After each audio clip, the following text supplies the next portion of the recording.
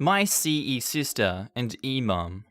So this is the second time posting here, but I hope you find this as entertaining as I did. Sorry it's a bit long. Our backstory. I had just finished military training and decided to go back home to visit before I moved on to my next duty station. My future husband had also finished training around the same time, so he accompanied me back to meet my family. We already finished our visit with my paternal side of the family. My parents are divorced, and we traveled to New York City to visit my paternal side. Here's the cast.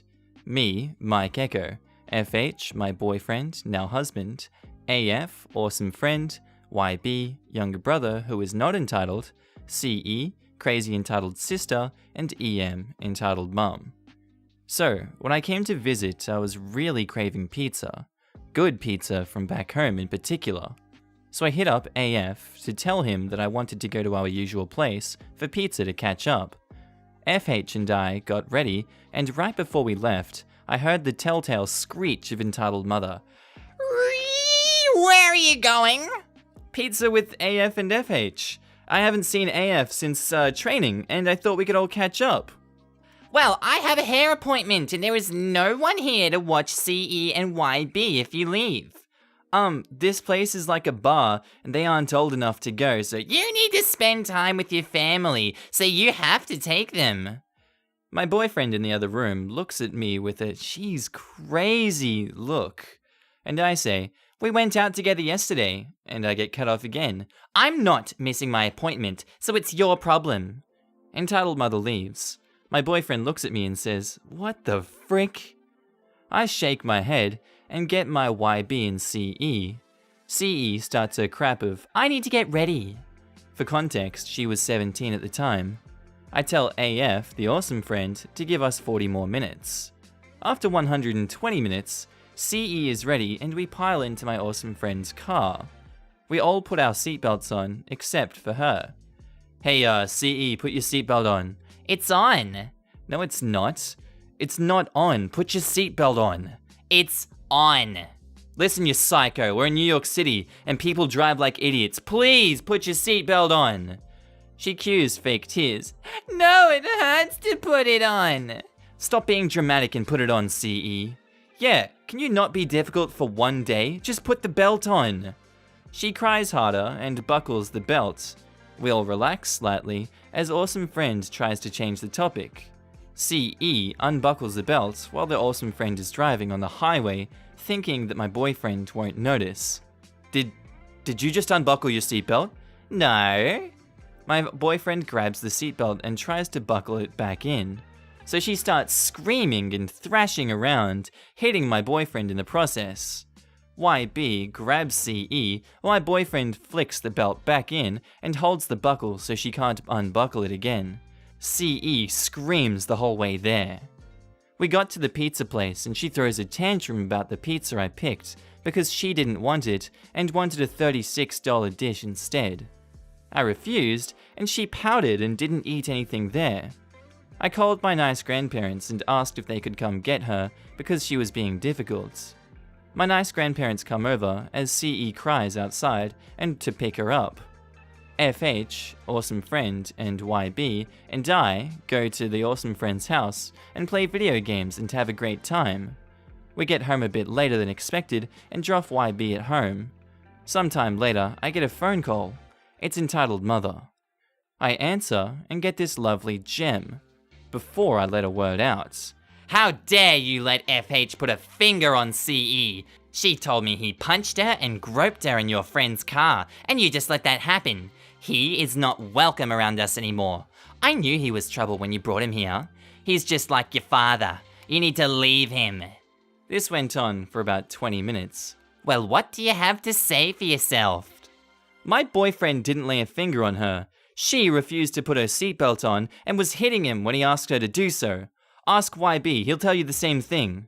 I go to say something else, but get cut off. I don't care what CE did. Your boyfriend was inappropriate, and he needs to apologize to her.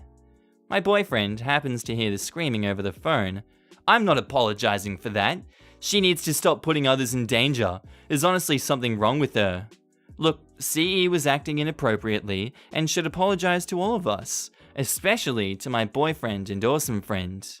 Entitled Mother cuts me off again. CE didn't do anything wrong. You all better apologize to her, and that's final. And she hangs up the phone. How are you not crazy? I have no idea. FH never apologized, and we are currently not in contact with Entitled Mother.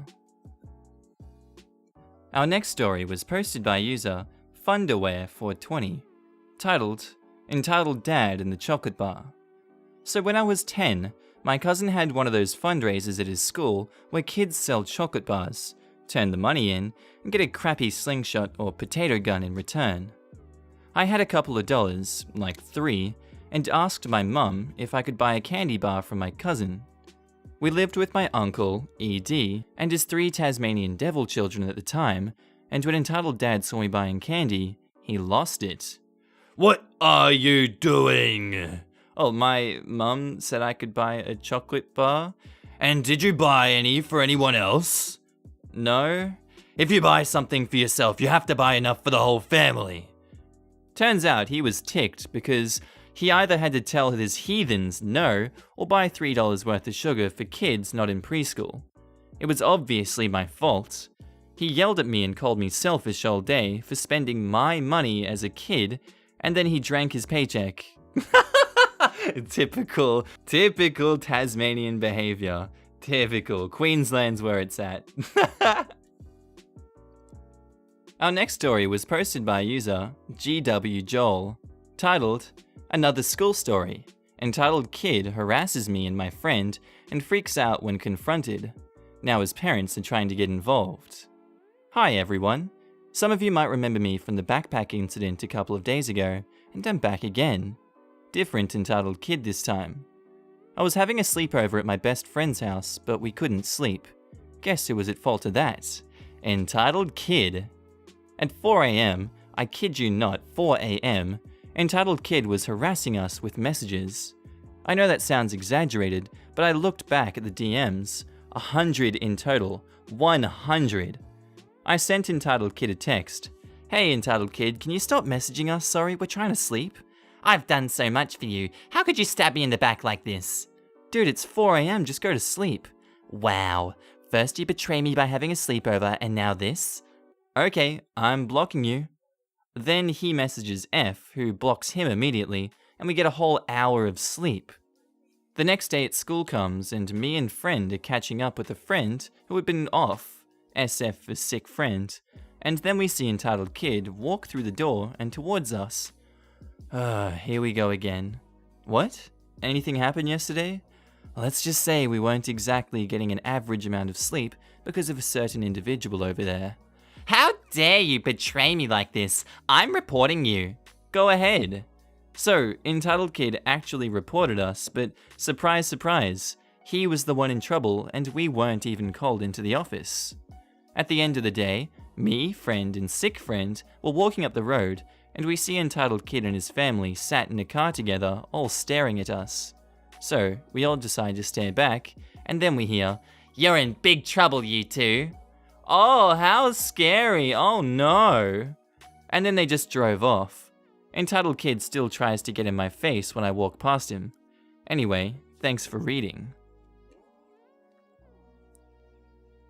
And our next story was posted by user Chicken54. Of course I'll mind your kids and feed you all for nothing.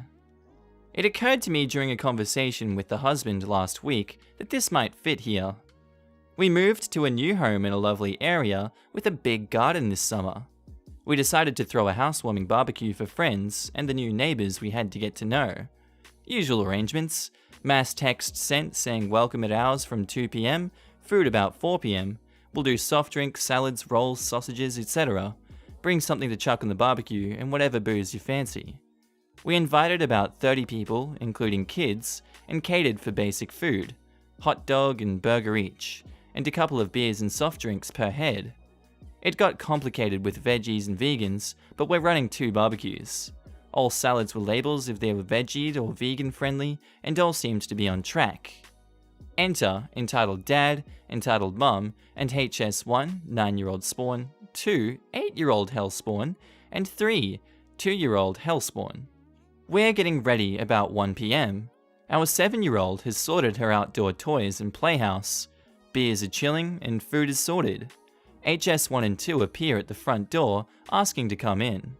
All cool as they said entitled dad and entitled mum will be along shortly. 2 hours later, still no sign of parents. We're now hosting 25 plus people, minding 2 extra kids, and running 2 grills. Everyone has thrown something on the barbecue and chucked drinks in the buckets. It's going brilliantly, apart from running interference constantly to stop HS1 and 2 climbing on a dismantled trampoline and trashing our girls' toys. Entitled Dad finally strolls in, clutching a 6-pack. I point him towards the ice buckets, and he insists on using our fridge.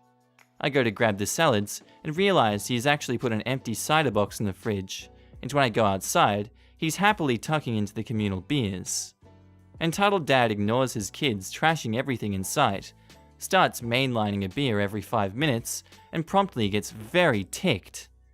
Food is being served. Everyone is eating when Entitled Mother appears with Hellspawn 3. She says she's popping to the shops for burgers, and I tell her there is no worry as the cooking's done. It's gone 4:30 PM, and the charcoal is too cold to cook anything more. She shoves HS3 at me and says she still needs groceries and walks off.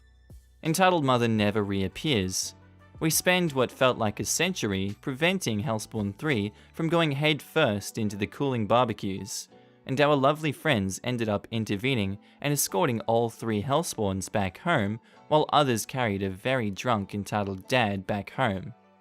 The following morning, we realized that Hellspawns have destroyed various toys, including an outdoor tea set, cracked the cups and plates, apparently by standing on them, and made a fabulous paste from crisps, juice, and rolls on the playhouse floor.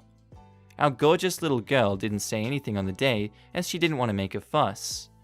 After they left, we had a ball with our fabulous friends and normal new neighbors and decided to never invite them again. The end. Yeah, gotta give the kid credit. She did handle that like a champ. Yeah, if it was me as the kid, I would have gone off. I would have gone crazy on them.